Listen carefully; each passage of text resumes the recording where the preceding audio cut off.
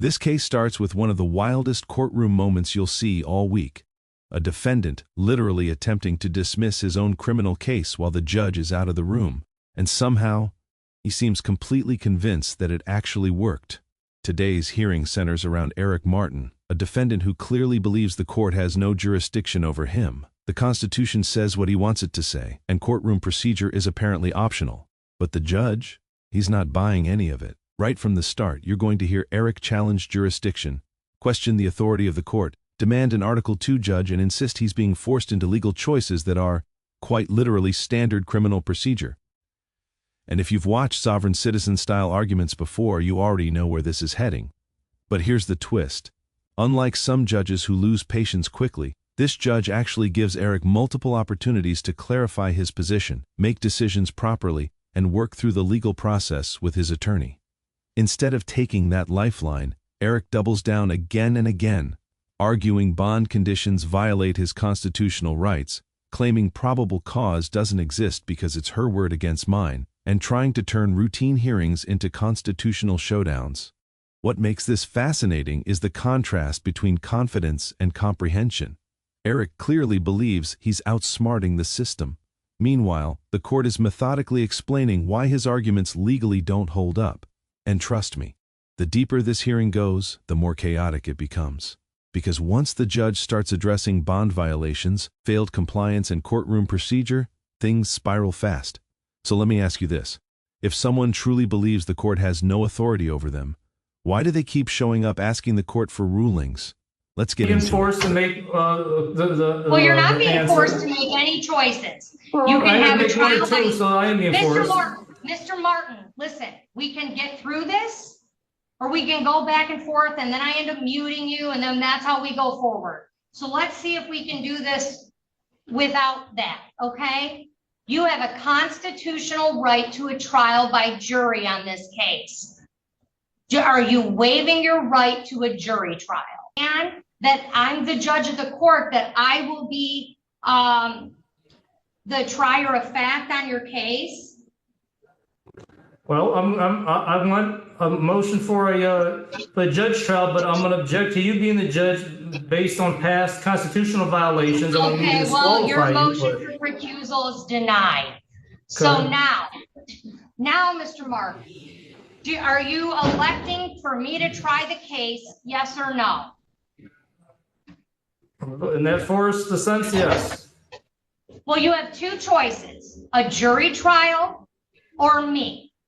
Out of those two choices, which one do you like? Are you an Article 3 judge?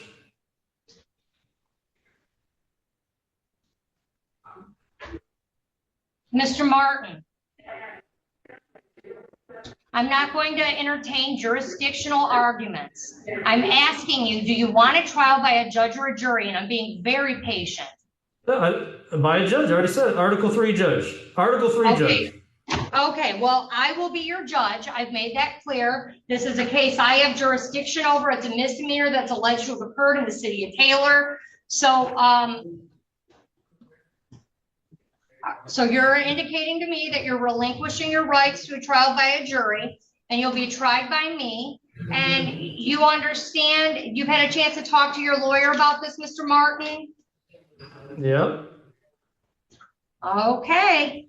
I also want to make it clear, I have some other things to say. I enforce my right to a Republican form of government under Article 4, Section 4 of the U.S. Constitution, which is why the court don't have jurisdiction over me. And I am the third party beneficiary here. I am not the defendant. What you're watching here is a perfect example of someone using legal terminology without understanding how those concepts actually function in court. Eric keeps referencing constitutional protections, jurisdictional theories, and Article 3 judges. But none of those arguments change the basic reality of this case. He's in a state court facing state-level misdemeanor charges. And the judge is trying, very patiently, to keep things grounded in actual procedure. Notice how every time Eric drifts into abstract constitutional theories, the court redirects him back to one simple question: jury trial or bench trial? Because at the end of the day, the court still has to move the case forward.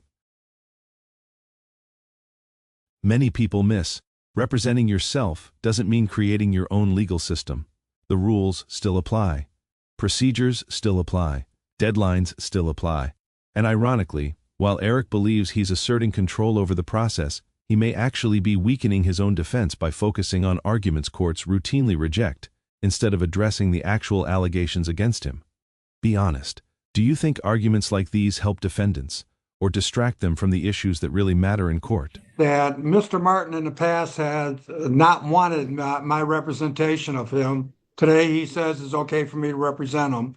I just wanted that on the record. I also advise Mr. Martin that his arguments that he makes about sovereign citizens and that is something that I can't follow, nor can I ask the court to follow it. Just so that's on the record.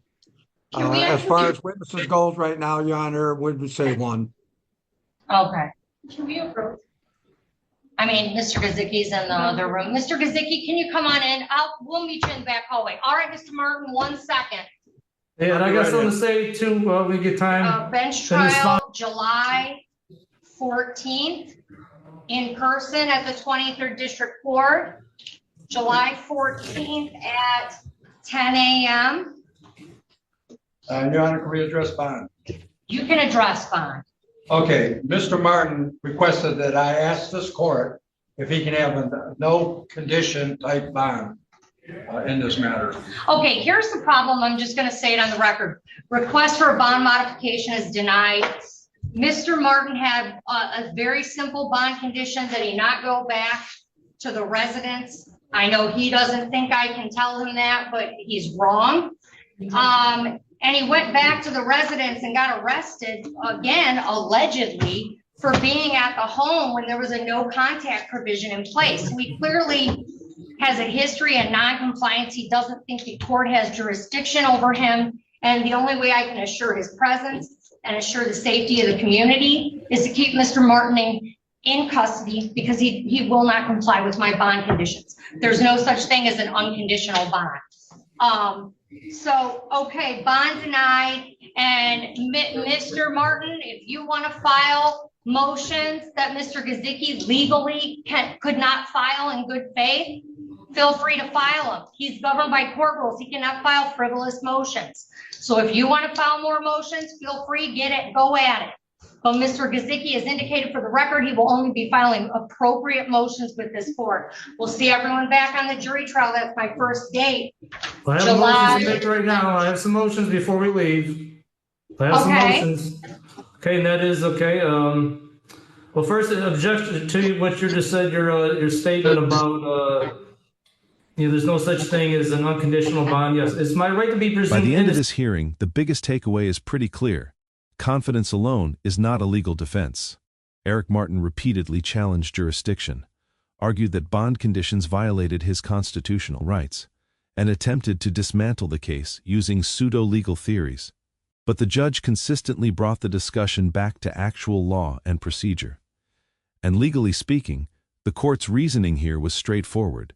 Bond conditions can absolutely be imposed when a defendant has a history of non-compliance.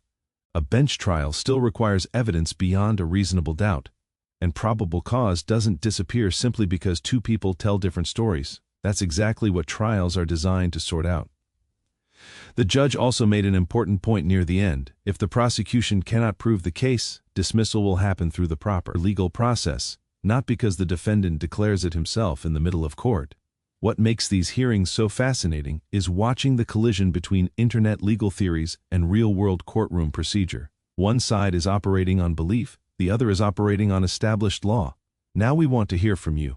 Do you think defendants like Eric genuinely believe these arguments work, or are they hoping to overwhelm the process with confusion?